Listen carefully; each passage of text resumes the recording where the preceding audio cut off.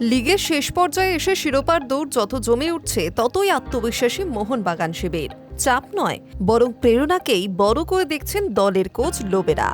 দুদিন পর north east United match, তার আগে এদিন সাংবাদিক সম্মেলনে লোবেরা বলেন, আমরা ভালো জায়গায় আছি, এখনো 5টা ম্যাচ বাকি, লক্ষ্য একটাই, ট্রফি জেতা।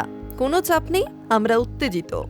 তবে প্রতিপক্ষকে হালকাভাবে নিতে নারাজ মোহনবাগান কোচ। তার কথায়, নর্থ ইস্ট হয়তো রিসোর্সে এগিয়ে নয়, কিন্তু ওদের দলে দ্রুত গতির ও লড়াকু ফুটবলার আছে।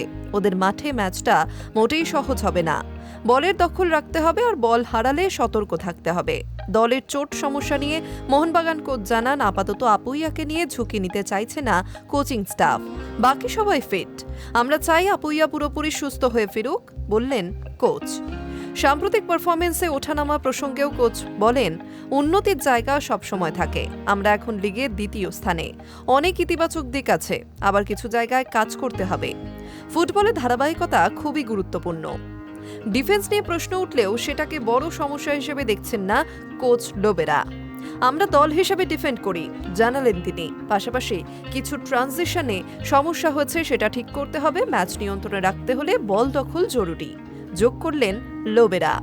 অন্যদিকে মুম্বাই সিটি এবং অন্য দলগুলোর সঙ্গে তুলনা করতে নারাজ লোবেরা। প্রতিটা দলের নিজস্ব স্টাইল আছে, আমাদের লক্ষ্য নিজেদের খেলাটা উন্নত করা, স্পষ্ট বক্তব্য তার।